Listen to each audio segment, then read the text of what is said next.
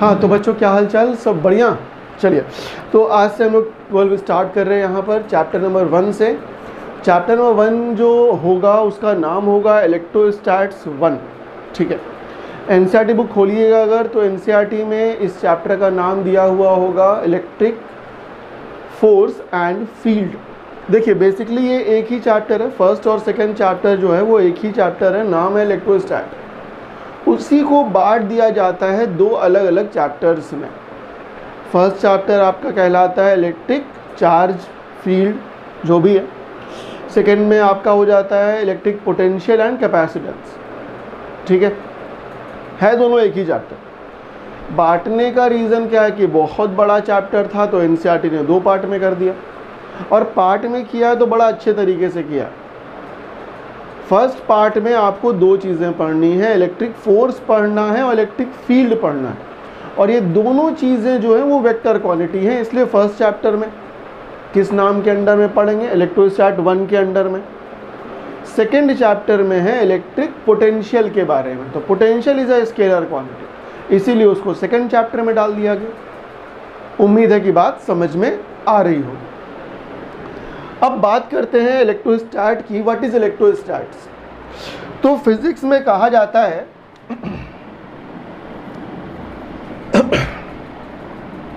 The branch of physics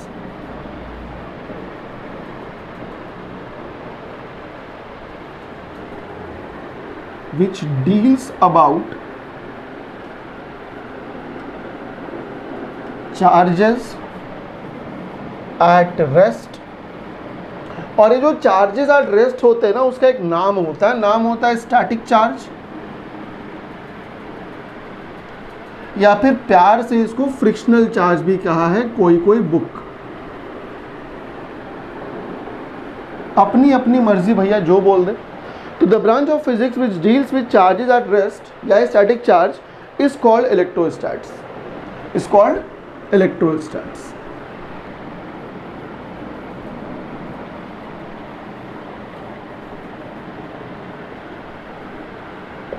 ठीक, इसके अलावा क्या क्या पढ़ते हैं हम लोग? तो चार्जेस के अलावा क्या पढ़ते हैं, चार्जेस की कुछ प्रॉपर्टीज होती है। वी ऑल्सो डील विथ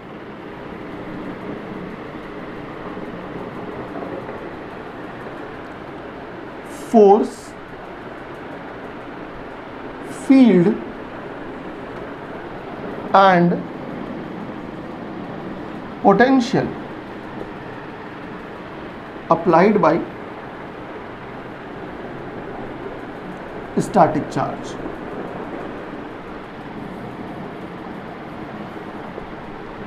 तो इन सारे चीजों को पढ़ा कहाँ जाता है? इलेक्ट्रोस्टैट के अंदर पढ़ा जाता है। किसके बारे में?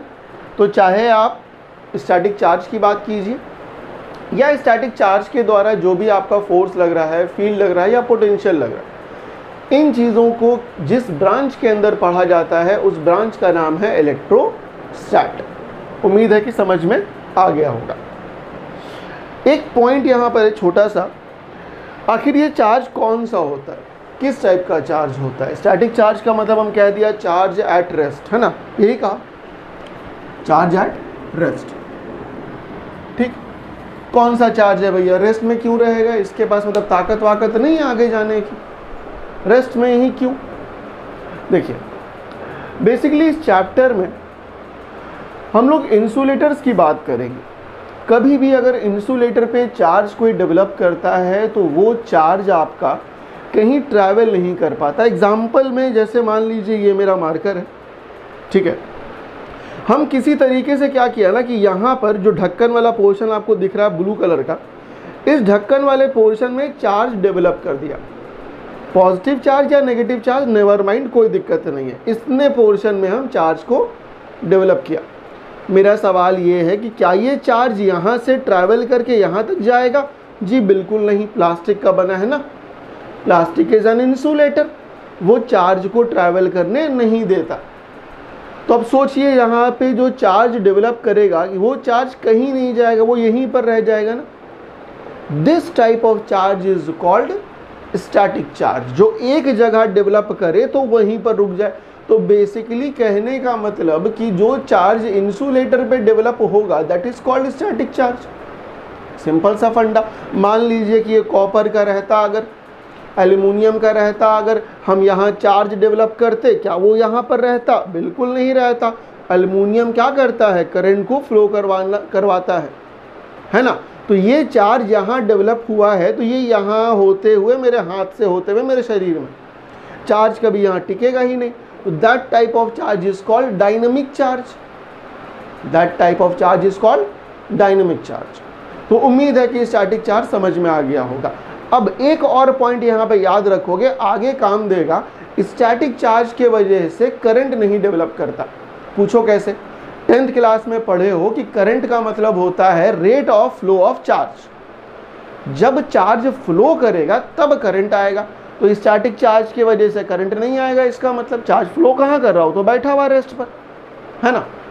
हाँ, जब डायनेमिक चार्ज होगा, ठीक है, जो ट्रैवल कर सकता है, तो वहाँ आएगा करंट।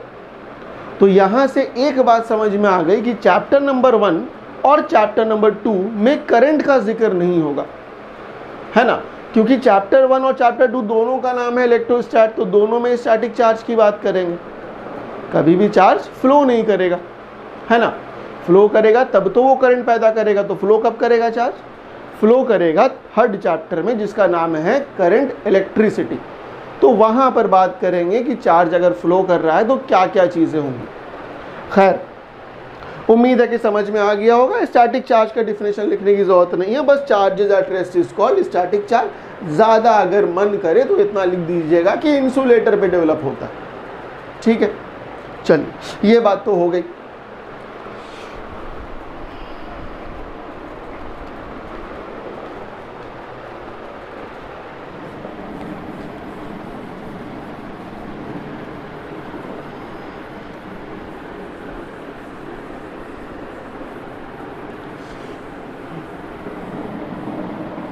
देखिए, पहला लेक्चर है, थोड़ा सा स्लो लेके चलेंगे, ठीक है।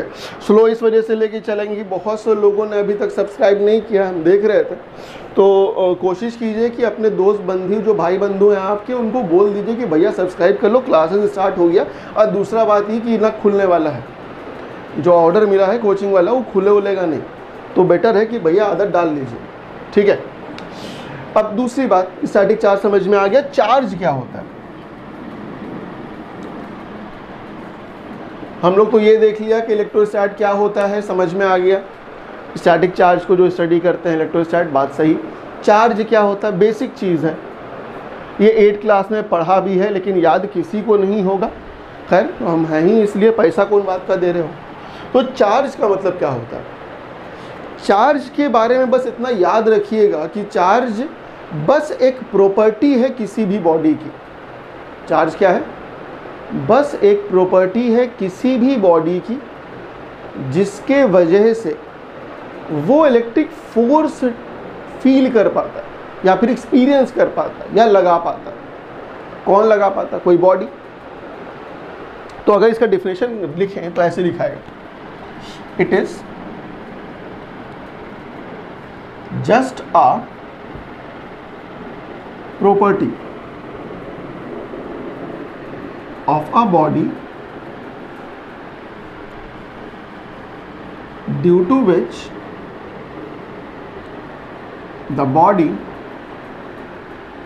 can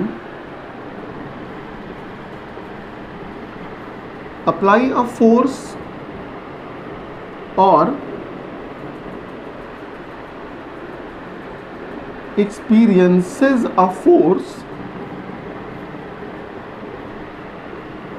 when kept in an electric field। चल, चार्ज क्या होता है?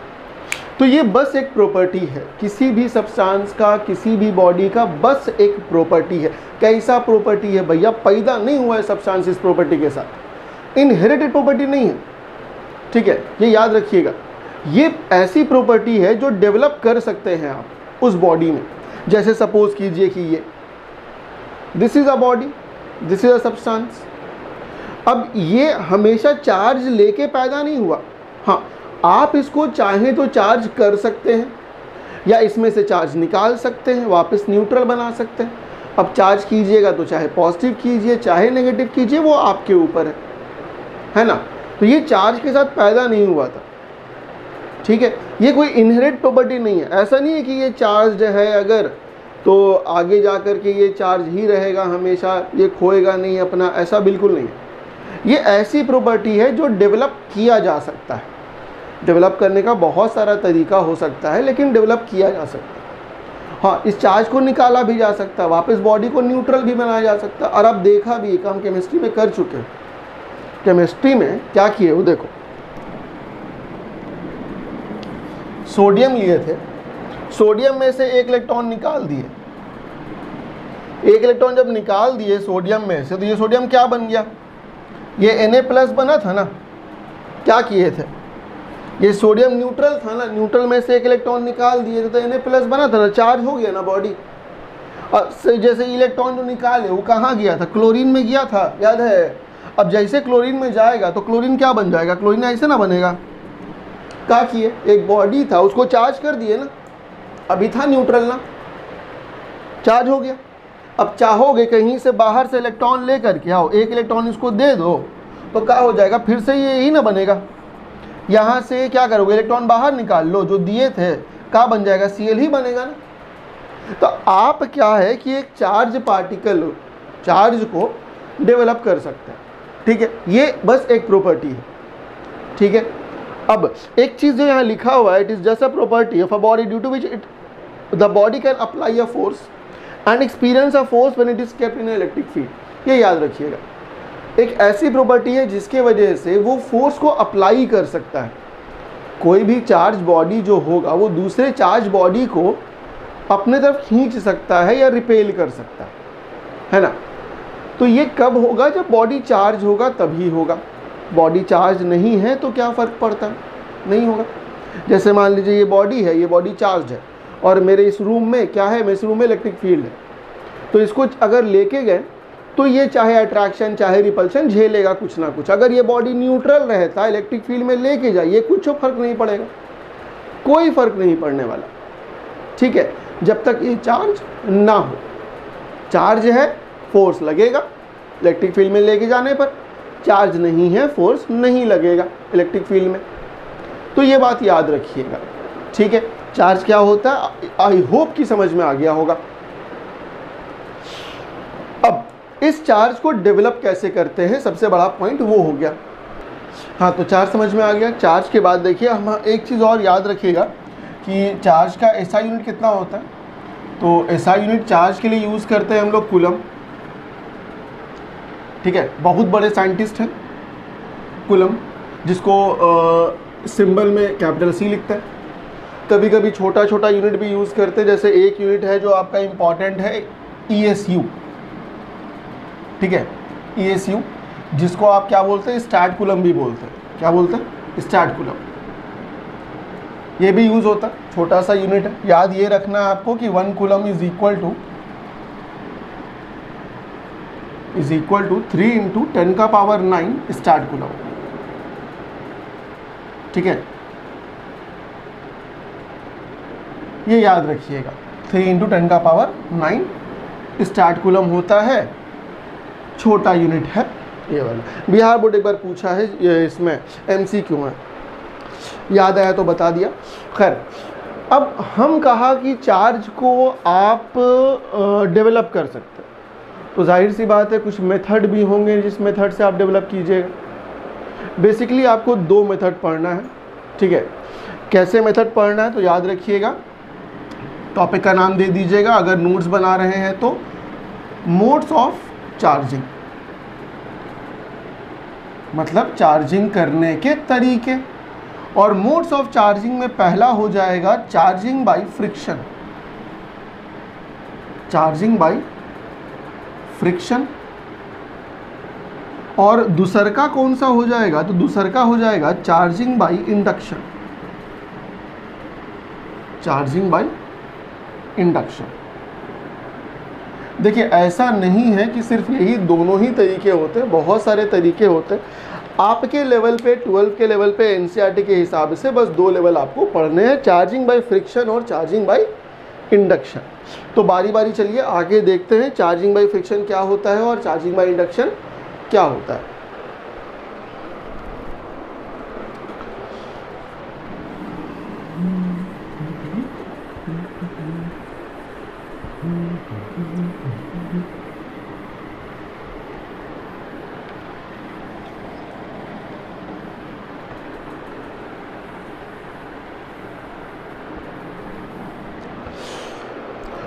तो चार्जिंग बाय फ्रिक्शन क्या होता है? चार्जिंग बाय फ्रिक्शन, फ्रिक्शन को हिंदी में क्या बोलते हैं? घर्षण बोलते हैं ना, चार्जिंग बाय फ्रिक्शन। फ्रिक्शन को हिंदी में क्या बोलते हैं? घर्षण बोलते हैं। फ्रिक्शन कब, कहाँ, कैसे पैदा होता है? तो याद कीजिए, फ्रिक्शन तभी पैदा हुआ करता था जब 2 बॉडीज आपस में रगड़ खा रही थी। याद है? 11th क्लास याद कीजिए अपना। जब 2 बॉडी आपस में ऐसे घिस रहे थे ना, ऐसे करके, तब ना वहाँ पे फ्रिक्शन हो रहा था। तो यहाँ पर भी 2 बॉडी को अगर आप आपस में रब करते हैं तब जा कर के दोनों की दोनों बॉडीज चार्ज हो जाती हैं, and this phenomenon is called charging by friction. याद कीजिए 8 क्लास अपना, 8 क्लास में जो मैडम थी स्कूल वाली, वो मैडम क्या बोली था कि एक स्केल लीजिए, उस स्केल को ऐसे अपने बाल में रगड़िए और पेज पे लगाइए। छोटा छोटा टुकड़ा था पेज का, ऐसे लगाइए तो पेज का टुकड़ा यहाँ चिपक रहा था स्केल में। याद होगा सबको, चाहे बिहार बोर्ड हो चाहे सीबीएसई वाला था सब में। तो वहाँ पर क्या हो रहा था?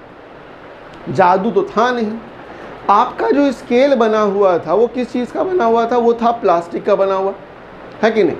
उस प्लास्टिक वाले स्केल को अगर आप रब करेंगे ऐसे हेयर में, हाँ हेयर कैसा था? ड्राई हेयर था, याद रखिएगा, वो तेल वाला चिपचिपा वाला नहीं, ठीक है। जब ड्राई हेयर में आप ऐसे रब करते हैं तो सोचिए कि स्केल प्लास्टिक का ये भी एक इंसुलेटर ही है, अगर रगड़िएगा तो क्या होगा? आपके स्केल में से कुछ इलेक्ट्रॉन जंप कर जाएंगे, जंप करके चले जाएंगे बाल में। पहले क्या था? पहले स्केल आपका न्यूट्रल, पहले स्केल आपका न्यूट्रल, कहने का मतलब जितना इलेक्ट्रॉन उतना प्रोटॉन। लेकिन जैसे ही आप रगड़ा तो इस स्केल में से बहुत सारा इलेक्ट्रॉन निकल के चला गया बाल में, तो ये क्या बन जाएगा? इसमें से इलेक्ट्रॉन निकल गया है ना, तो ये पॉजिटिव चार्ज बनेगा ना। जैसे सोडियम में इलेक्ट्रॉन निकाल रहे थे, सोडियम पॉजिटिव बन रहा था, सेम चीज़ इसमें से इलेक्ट्रॉन निकलेगा तो ये पॉजिटिव बन गया। बाल में इलेक्ट्रॉन गया तो बाल क्या बनेगा भैया? बाल नेगेटिवली चार्ज। तो क्या 2 बॉडीज को आपस में रगड़ा तो दोनों चार्ज हो गया ना? This is called charging by friction. एक और एग्जाम्पल था 8 क्लास का ही, ग्लास का रॉड था या इब्नोइट का रॉड था और सिल्क का कपड़ा था। ये सिल्क का कपड़ा ऐसे रगड़ा तो वहाँ पर भी ग्लास का रॉड या इब्नोइट का रॉड जो था वो चार्ज हो रहा था, ये भी पॉजिटिव चार्ज और सिल्क का कपड़ा negative charge. This is called charging by friction, जहाँ एक बॉडी को आप रगड़ते हैं दूसरे बॉडी में और दोनों बॉडी आपकी चार्ज हो जाती है। This method of charging is called charging by friction. तो डिफिनेशन कुछ ऐसे लिखा आएगा, the method of charging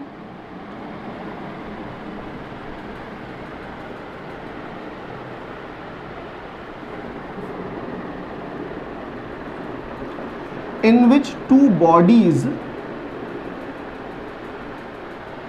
are rubbed against each other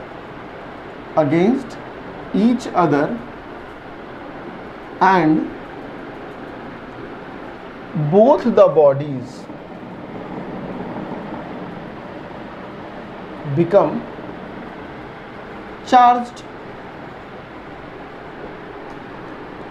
is called charging by friction, is called charging by friction. ठीक, एग्जाम्पल में क्या हो जाएगा? Scale rubbed on dry hair, या फिर क्या, ग्लास या इब्नॉइड। देखो इब्नॉइड क्या होता है, बस एक ग्लास के तरह का सब्सटेंस ही है, ज़्यादा हाइपर होने की जरूरत नहीं है। इब्नॉइड, रॉड रब्ड ऑन सिल्क। और इतने ही एग्जाम्पल नहीं है, और भी एग्जाम्पल है, प्रैक्टिकल एग्जाम्पल। सोचो तुम लोगों के पास बाइक है ना, बाइक है या फिर स्कूटी है। बाइक और स्कूटी जो है वो किस चीज़ का बना हुआ, मेटल का बना हुआ, ठीक है, प्लास्टिक भी है बहुत जगह में। सोचो कि तुम बाइक लेके निकले हो, एक आध घंटा राउंड मार के वापस आए। तुम जैसे वापस आके बाइक लगाए अपने स्टैंड में, तुमको बाइक के ऊपर धूल दिखाई देगा ज़रूर, है कि नहीं। कहाँ से आया धूल, तो चलो ठीक है, रोड पे गए, डस्ट उड़ा, धूल आ गया, कोई दिक्कत नहीं, समझ में आ गई बात, धूल रोड से चिपका। जब बाइक लगाए तो वो धूल गिरना चाहिए था ना अपने आप, गिरा काहे नहीं। अगर बाइक के साइड में मान लो, टंकी पे छोड़ दो, साइड में देखो, साइड में धूल अगर है तो ग्रेविटेशन की वजह से धूल को गिर जाना चाहिए था, वो चिपका कैसे रह गया टंकी में। ये चार्ज के वजह से होता है। सोचो बाइक लेके जा रहे हो, बाइक हवा से टकरा रहा है ना, तो हवा से उसमें फ्रिक्शन होगा, जिस फ्रिक्शन के वजह से पूरा का पूरा बाइक जो होगा आपका चार्ज हो जाएगा। हल्का सा चार्ज होगा, इतना नहीं पता चले, हल्का सा चार्ज। मान लो तुम्हारा बाइक जो है वो पॉजिटिवली चार्ज हो गया, आगे बढ़ रहे हो तुम, पॉजिटिव चार्ज हो गया बाइक। जो एयर है, जो धूल है, उस धूल में नेगेटिव पार्टिकल भी तो होंगे, बहुत सारे ऐसे धूल के पार्टिकल होंगे जो पहले से नेगेटिव चार्ज होंगे, वो आके इस पे चिपक जाएगा बाइक पे। जब तक धूल पे कपड़ा नहीं मारोगे वो डस्ट नहीं जाएगा। This is because of charging only. ये किस वजह से होता है, ये चार्जिंग के वजह से ही होता है। और कौन सा लेवल का चार्जिंग है, तो मोड कौन सा है इसका, चार्जिंग बाय फ्रिक्शन है। तो उम्मीद है कि समझ में आ गया होगा। दूसरा मेथड जो चार्जिंग का होता है वो होता है charging by induction.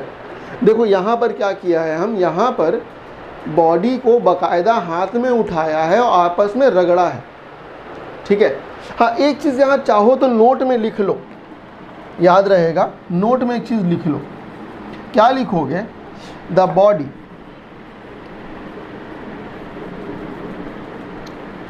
which loses electron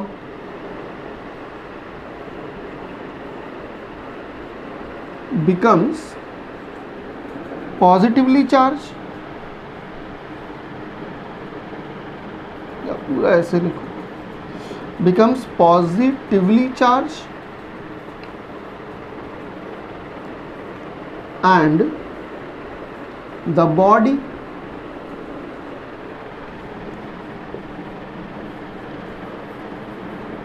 which gains electron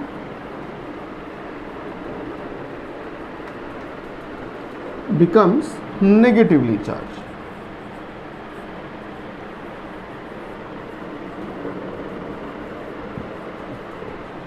बुझा गया, ये याद रखोगे भैया, जिसमें से इलेक्ट्रॉन निकला है वो पॉजिटिव बनेगा, जिसमें इलेक्ट्रॉन गया है वो नेगेटिव बनेगा। ठीक, इतनी बात समझ में आ गई।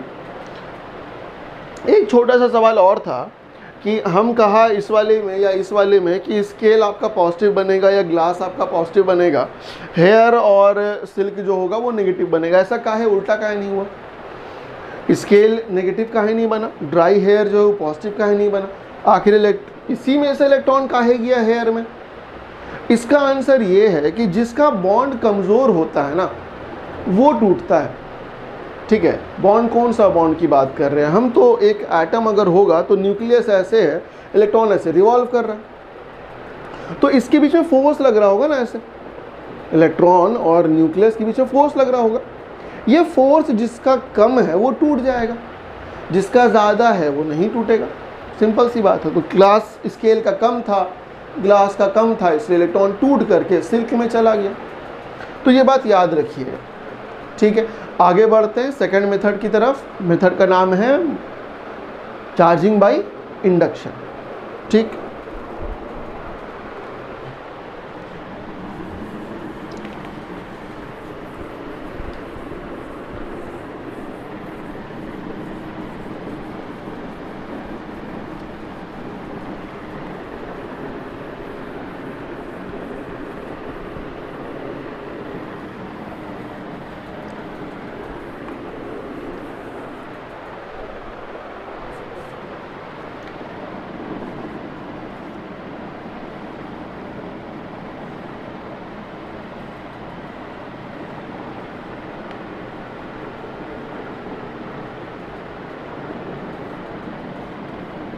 Charging by induction.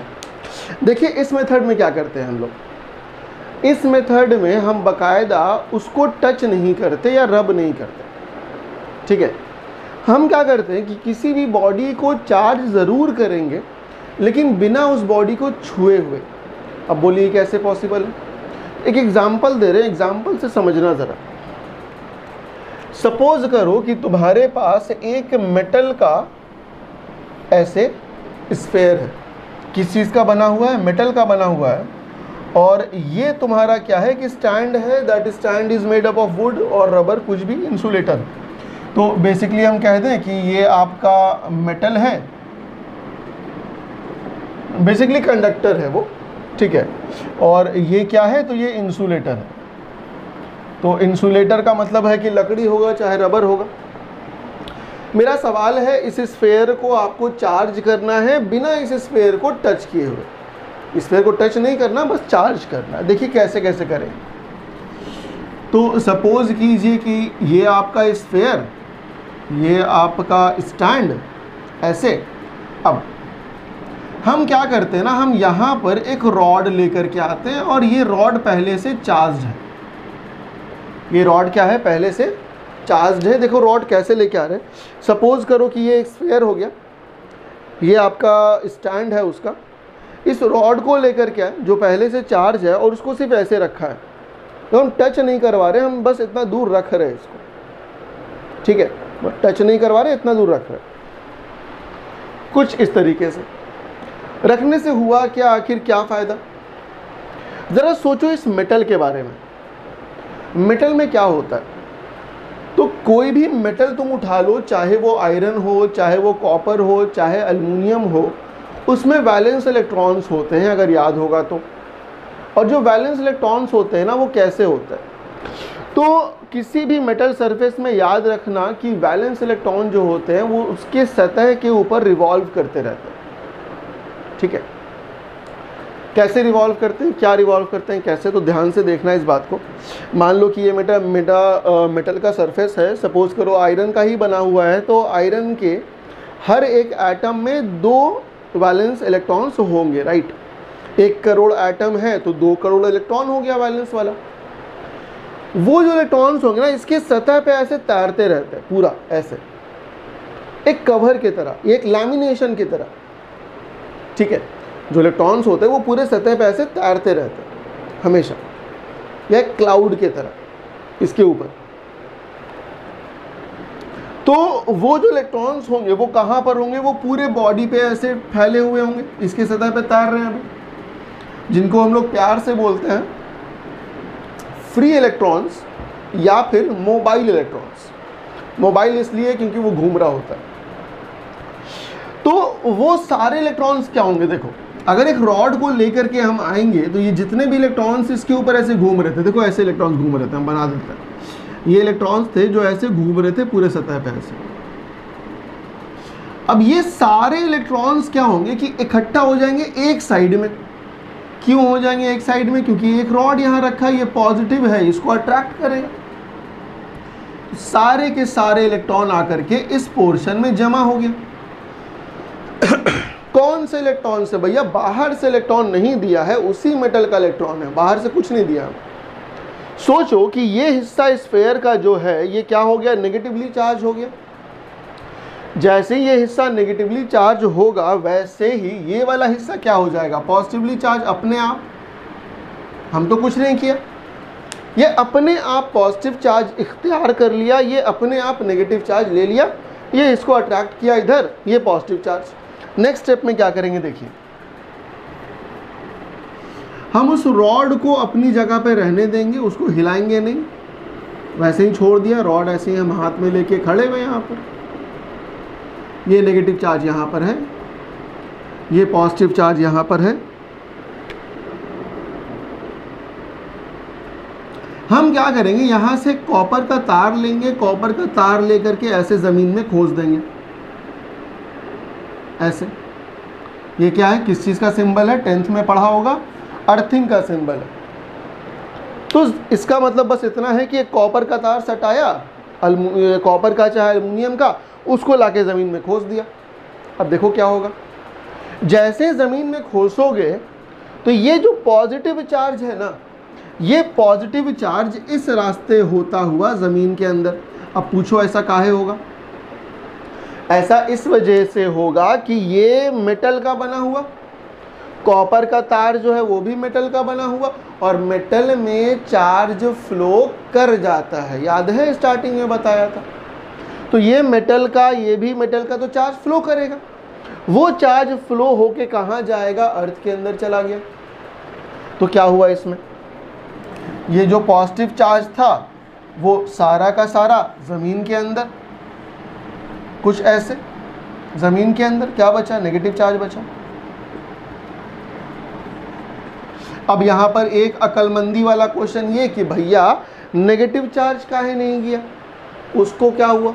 वो भी चल जाता, नहीं जा सकता था ना, उसको तो ये पकड़े हुआ है। ये तो अट्रैक्शन लगा रहा ना यहाँ पे, भले पॉजिटिव चार्ज को तो रिपल्शन लगा रहा था, वो चला गया। ये तो अट्रैक्शन लगा रहा था यहाँ पर, इसको रोक लिया और जितना पॉजिटिव चार्ज था वो ज़मीन के अंदर। अब इस रॉड को हटा लीजिए। जैसे इस रॉड को हटाइएगा, ये मेटल का बना हुआ है ना, ये नेगेटिव चार्ज पूरा फैल जाएगा पूरा। तो ये जो आपका स्फेयर था, ये स्फेयर आपका पूरे तरीके से क्या बन गया? Negative charge. आपने चार्ज कर दिया ना उसको। पहले ये स्फेयर कैसा था? न्यूट्रल था, इसमें कोई भी चार्ज नहीं था। लेकिन अब क्या हुआ? इस स्फेयर में एक चार्ज आ गया। कौन सा चार्ज आया? तो नेगेटिव चार्ज आया। कब नेगेटिव चार्ज आया? जब इस बॉडी में हम पॉजिटिव रखा तब। अगर इस रॉड में पॉजिटिव ना लेके नेगेटिव लेते तो देखो क्या होता। यहाँ नेगेटिव लेते तो ये पॉजिटिव बनता, ये नेगेटिव बनता, नेगेटिव नीचे जाता, पॉजिटिव रह जाता, ये पॉजिटिव बनता। जैसा रॉड लोगे ठीक उसका अपोजिट ये चार्ज यहाँ बनेगा। हाँ देखो, बिना छुए बनाया है, उस स्फेयर को टच नहीं किया गया। This process is called charging by induction. इसी को कहा जाता है चार्जिंग बाई इंडक्शन, जहां आप किसी भी एक बॉडी को चार्ज कर रहे होते हैं बिना उस बॉडी को टच किए हुए। उस बॉडी को बिना टच किए हुए आप चार्ज करते हैं। तो अगर डिफिनेशन लिखना हो तो डिफिनेशन आप लिख दीजिएगा, पहले एग्जाम्पल ही उतार लीजिए, क्या दिक्कत है, पढ़ने से मतलब है। हाँ एक पॉइंट यहाँ पर देखो, हम तो यहाँ पे सीधा कह दिया कि पॉजिटिव चार्ज यहाँ से ऐसे चला जाएगा। ये कहने वाली बात है कि पॉजिटिव चार्ज चला गया। एक्चुअल में ये ऐसा नहीं होता। रियल लाइफ में क्या होता है, हम ये कहते हैं कि positive charge can not move. हमेशा इलेक्ट्रॉन ही मूव करेगा ना, प्रोटॉन मूव नहीं करता। रियल में होता क्या है कि अर्थ में से कुछ इलेक्ट्रॉन्स आते हैं इस रास्ते से ऐसे, और इसको न्यूट्रलाइज कर देते हैं। क्या आते हैं? कुछ इलेक्ट्रॉन्स आते हैं और उसको न्यूट्रलाइज कर देते हैं। लेकिन बोल चाल वाली भाषा में ऐसा बोल सकते हो कि पॉजिटिव चार्ज यहाँ चला गया, ठीक है। लेकिन रियल में एक्चुअली होता क्या है कि अर्थ में से कुछ इलेक्ट्रॉन्स आकर के इसको न्यूट्रलाइज कर देते हैं। तो this was one example of charging by induction. अगर कोई पूछे कि चार्जिंग बाय इंडक्शन को डिफाइन कैसे कीजिएगा, तो आप डिफाइन ऐसे कर सकते हैं, it is a method of charging, it is a method of charging in which a body can be charged without touching it. A method of charging in which a body can be charged without touching it is called charging by induction. और ये उसका example हो गया, ठीक है। तो हम definition लिख दे रहे हैं साइड में, डिफिनेशन पहले लिख देना, उसके बाद इसको उतार लेना। द मेथड ऑफ चार्जिंग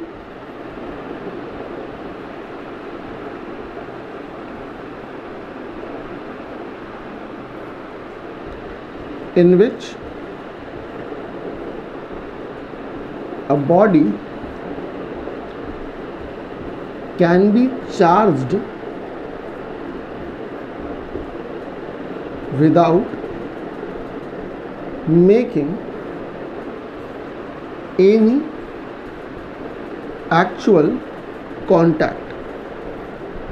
कोई भी कांटेक्ट नहीं किया गया, बिना कांटेक्ट किए गया उस बॉडी को चार्ज कर दिया गया। This is called charging by induction. एक और एग्जांपल लेते हैं, एनसीईआरटी में दिया हुआ है, देखो क्या होता है।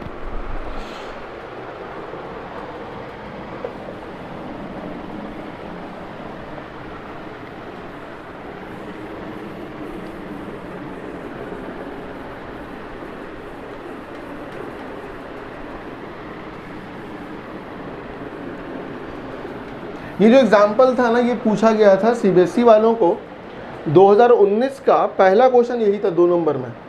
हाँ 1 नंबर में उस टाइम आता था, तो 1 नंबर का पहला क्वेश्चन। अब तो एमसीक्यू आ रहा है ना, उस समय एमसीक्यू नहीं था। तो खैर सपोज करो कि तुम्हारे पास 2 स्फेयर, इस स्फेयर का नाम ए है और ये स्फेयर टच होता हुआ ऐसे बी स्फेयर, 2 स्फेयर है। दोनों स्फेयर किसका बना हुआ है भैया? मेटल का बना हुआ है, कोई दिक्कत नहीं। और ये तुम्हारा एक स्टैंड हो गया, इसका भी एक स्टैंड ऐसे। तुम्हारा क्वेश्चन ये है कि दोनों को चार्ज करना है। क्या करना है? दोनों को चार्ज करना है। अगेन बिना छुए हुए चार्ज करना, टच नहीं करना। तरीका क्या होगा? अगेन वही खानदानी तरीका, एक रॉड लेके आइए, रॉड को ऐसे रख दीजिए। सटाना नहीं है इसको, थोड़ा सा दूर रखना है। रखा दूर, क्या होगा? वही खानदानी काम जो इसमें होगा। इसमें क्या होगा? इलेक्ट्रॉन्स यहाँ आएंगे, इसके प्रोटॉन्स कहाँ आएंगे? यहाँ आएंगे। लेकिन ये दोनों मेटल है और ये टच किया हुआ, तो इस प्रोटॉन्स को जाने का ये रास्ता तो है ना, इसमें यहाँ टच किया हुआ है तो ये प्रोटॉन्स यहाँ ना डेवलप करके ये पॉजिटिव चार्ज यहाँ डेवलप करेगा। इसमें क्या होगा? अगर ये पॉजिटिव चार्ज डेवलप किया है तो यहाँ नेगेटिव डेवलप करना चाहिए, लेकिन ये नेगेटिव यहाँ ना डेवलप करके सीधा कहाँ डेवलप करेगा? यहाँ डेवलप करेगा। ये पॉजिटिव यहाँ ऐसे। बात समझ में आई? ऐसा क्यों हुआ? यहाँ नेगेटिव यहाँ पॉजिटिव होना चाहिए था, लेकिन दोनों मेटल है, टच किया हुआ है। ये पॉजिटिव यहाँ ना डेवलप करके इसके थ्रू होता हुआ यहाँ जाके डेवलप करेगा। यहाँ नेगेटिव डेवलप होना चाहिए था, लेकिन ये क्योंकि टच किया हुआ, ये नेगेटिव सारे इलेक्ट्रॉन्स यहाँ आ जाएंगे। एक स्टेप ये हो गया। सेकेंड स्टेप में क्या कीजिएगा कि रॉड को वहीं पर रहने दीजिए, ए वाले पर ही रहने दीजिए ऐसे, बी वाले को सेपरेट कर दीजिए। बी वाले में क्या था? तो पॉजिटिव चार्ज था। ए वाले में क्या था? नेगेटिव चार्ज ऐसे। बी वाला जितना पॉजिटिव चार्ज यहाँ था ये तो पूरे में फैल जाएगा। अब इस रॉड को हटा दीजिए, जैसे इस रॉड को हटाइएगा ये नेगेटिव चार्ज ही पूरे में, तो ए पॉइंट वाली बॉडी नेगेटिवली चार्ज हो गई और बी वाली बॉडी जो थी वो पॉजिटिवली चार्ज हो गई। बोलिए बात समझ में आया कि नहीं? हो गया ना चार्ज। एक बॉडी पॉजिटिव, एक body negative, equal and opposite charge develop कर दिया आपने 2 मेटल स्फेयर्स में बिना उनको छुए हुए। अब यही सोचिए कि अगर रॉड आप नेगेटिव लेते तो क्या होता? अगर ये नेगेटिवली चार्ज लेते तो क्या होता? यहाँ पॉजिटिव डेवलप करता, यहाँ नेगेटिव डेवलप करता। उस केस में ए वाला जो होता वो पॉजिटिव बनता और बी वाला क्या होता? वो नेगेटिव बनता। तो आपको करना क्या है? डेफिनेशन लिखना है। डेफिनेशन लिखने के बाद इन दोनों एग्जाम्पल्स को उतार लेना है।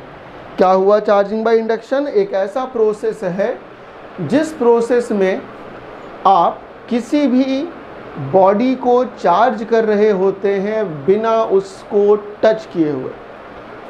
तो आज का क्लास हम यहीं पे ख़त्म कर रहे हैं। छोटा सा लेक्चर डाला है आज, लेक्चर्स की संख्या ज़्यादा हो जाएंगी, धीरे धीरे थोड़ा लेक्चर लंबा लंबा भी होगा, लेकिन जल्द से जल्द बाकी लोग सब्सक्राइब करो चैनल को, जुड़ो ताकि हम फ्री फ्लो में पढ़ा सकें। Thank you.